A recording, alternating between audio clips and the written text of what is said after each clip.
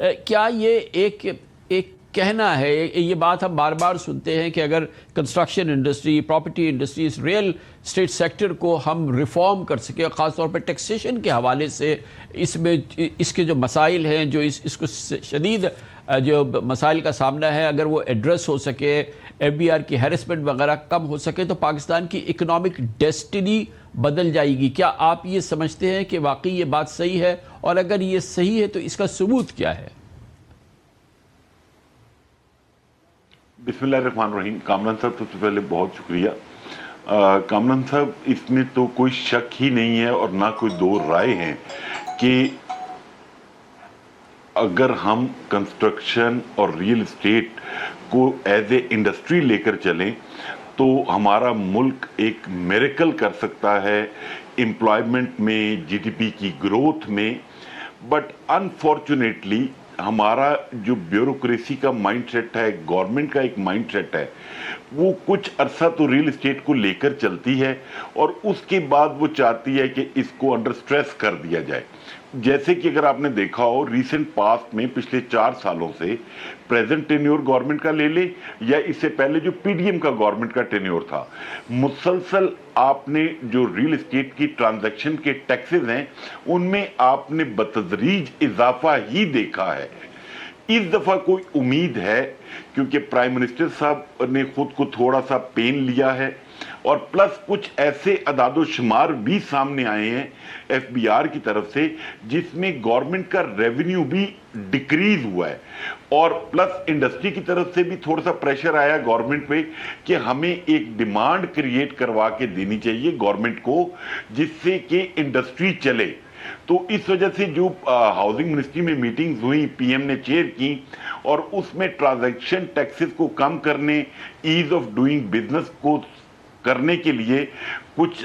ایسی اصلاحات ہیں جو امید ہے جن کی آئی ایم ایف سے اپروول شاید آج رات کو آنی ہے، جو فائنل ان کی بات چیت ہو رہی ہے،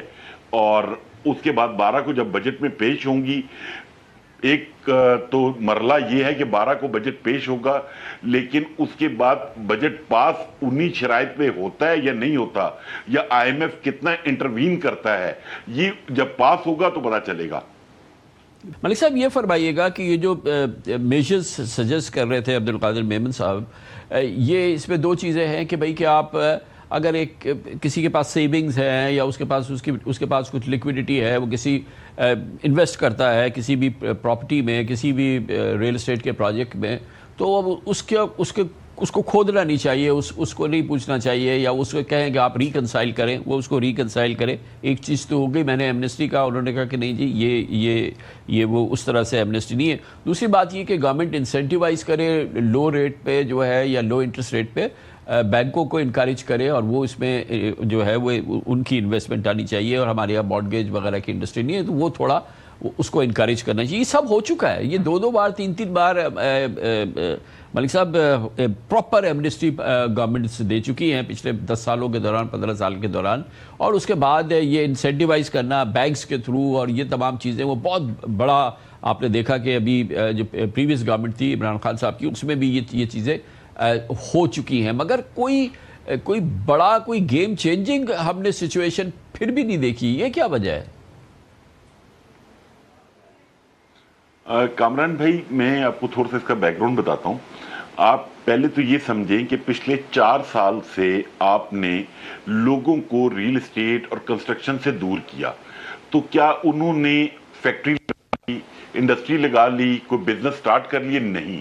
انہوں نے ایسے ایونیو ڈھونڈے جن میں وہ پیسے بناتے رہے، چاہے وہ گولڈ بائی کر لیا، چاہے وہ کرپٹو کرنسی بائی کر لی، چاہے وہ ایرانی کرنسی بائی کر لی، چاہے وہ باہر دنیا میں دبئی میں کہیں اور پراپرٹی بائی کر لی۔ they were making money، but ہماری گورنمنٹ نے ان کو سپیس نہیں دی کہ وہ پاکستان میں پیسہ کما کے ٹیکس نیٹ میں آ جاتے۔ اب دوبارہ گورنمنٹ جو سوچ رہی ہے، یہ تو آپ کی بات کا جواب ہے کہ جو اتنی دفعہ ایمنسٹی آئیں اور اس کے بعد بھی لوگوں نے اپنے آپ کو رجسٹر نہیں کیا، تو جو 4 سال میں لوگوں نے پیسے دوبارہ بنائے وہ انڈکلیئرڈ پیسے ہیں۔ اور جہاں تک رہی بات آپ اور قادر میمن صاحب نان فائلر کی بات کر رہے ہیں، آپ نے تو مطلب आप लोग मीडिया को 40 लाख कहता है, कोई 50 लाख कहता है, 60 लाख कहता है कि फाइलर है। नॉन फाइलर तो रियल एस्टेट के बिजनेस में नहीं है पिछले 2-3 साल से, क्योंकि जिस परसेंटेज पे आप ले गए हैं आपने तो उसके लिए स्पेस छोड़ी ही नहीं है। अब अगर इस बजट में आप कोई नॉन फाइलर को रिलीफ देंगे तो मैं समझता हूं कि वो शायद वापस आए रियल एस्टेट में और कंस्ट्रक्शन को फरोग मिले। सारी चीजों पे डिपेंड करता है कि इस वक्त बजट में गवर्नमेंट क्या प्रेजेंट करती है। जो अपेरेंटली जो मेरे नॉलेज में है, वो तमाम मीडिया भी चला रहा है कि 236 के जो बायर खरीदार का विद होल्डिंग टैक्स है वो 1.5% से 0.25% करने की तजवीज है, और 236 से ही जो विद होल्डिंग टैक्स है सेलर का, बेचने वाले का, वो 4.5% से 1.5% करने की तजवीज है। अगर ये IMF अप्रूव कर देता है तो मैं ये समझता हूं कि एक अच्छी किक स्टार्ट मिलेगी इकोनॉमी को। दूसरी, आप अभी जो इंट्रो में बात कर रहे थे कि जो ब्लैक इकोनॉमी है, पैसा कैश में बहुत सर्कुलेट होता है, जो थोड़ा बहुत मेरा नॉलेज है उसके मुताबिक बिल्कुल आप किसी हद तक ठीक कह रहे हैं, बट अगर जो मेरा नॉलेज है वो ये कि कामरान खान साहब अगर एक एक्स प्रॉपर्टी परचेज करते हैं और उसकी SBR वैल्यू 2 करोड़ रुपए और मार्केट रेट अगर 4 करोड़ रुपए है, एज पर योर स्टेटमेंट के मार्केट में डबल रेट है, तो वो कामरान खान साहब टैक्स 2 करोड़ रुपए पे करते हैं, बट अपनी टैक्स रिटर्न में वो यही शो करते हैं कि उन्होंने 4 करोड़ का प्लॉट खरीदा। मलिक साहब, ये थोड़ा सा मैं एडजस्ट कर लूँ, ये तो कोई प्रॉब्लम ही नहीं है। अगर जो ऑफिशियल रेट है या FBR रेट जो है 2 करोड़ है और मार्केट रेट 4 करोड़ है, फिर तो कोई मसला ही नहीं है। लेकिन अगर FBR रेट 4 करोड़ है और मार्केट रेट 55 करोड़ है, फिर तो मसला है ना। ये कोई ऐसी बात नहीं है जिसको कि आप सिंप्लीफाई कर सके मलिक साहब। नहीं सर, मैं 1 मिनट के लिए ऐसी एनॉमली होगी, मैं ये नहीं कहता आप गलत कह रहे हैं, बट आपने मेरा पॉइंट नहीं समझा। मैंने ये कहा कि कामरान खान साहब ने 4 करोड़ का प्लॉट 4 करोड़ पे FBR का टैक्स पे किया। पेमेंट उन्होंने 55 करोड़ की, बट उन्होंने जब अपनी टैक्स रिटर्न फाइल की तो उसमें उन्होंने उसको 55 करोड़ ही मेंशन किया है। बहुत रेयर ऐसी एग्जांपल मिलेगी जो अपनी टैक्स रिटर्न में वैल्यू शो नहीं करता,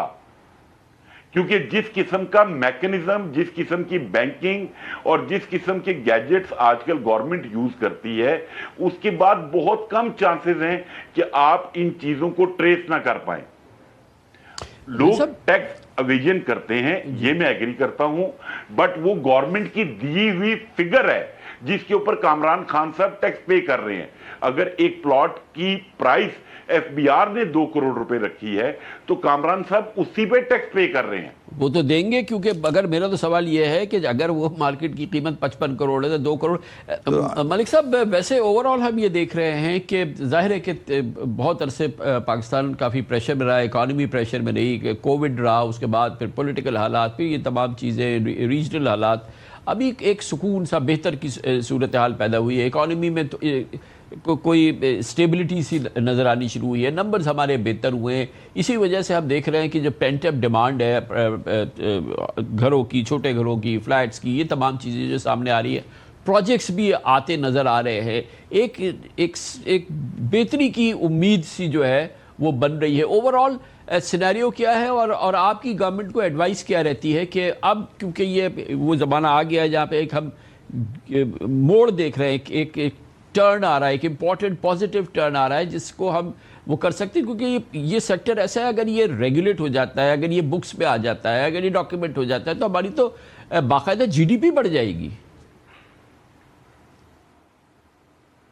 कामरान भाई, बस ये इस मुल्क का अलमिया है कि चीज़ों को जानते बूझते हुए हम ठीक नहीं करते। इस वक्त जो हमारे गल्फ की सिचुएशन है, हमारे जो हमसाया मुमालिक हैं वो इस किस्म के इंसेंटिव दे रहे हैं इन्वेस्टर्स को, और अभी तक हमारे यहाँ थॉट प्रोसेस ही चल रहा है। मतलब आप टर्की को देखें, वो 20 साल टैक्स फ्री की इन्वेस्टमेंट आपको ऑफर कर रहा है कि आप 20 साल तक आपको चार्ज नहीं करेंगे। हमने क्या ऑफर कर दिया अभी तक, चाहे वो UAE में बैठा हुआ है या कतर में बैठा हुआ है या यूरोप में पाकिस्तानी बैठा हुआ है। ایک تو آپ نے بالکل ٹھیک کہا، اور جیسے عبد القادر میمن صاحب کہہ رہے ہیں ہمیں چیزوں کو ریفارمز کی طرف جانا چاہیے، بٹ اس میں سب سے پہلے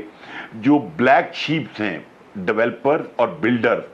جو لوگوں سے پیسے تو لے لیتے ہیں، چیز ڈیلیور نہیں کرتے،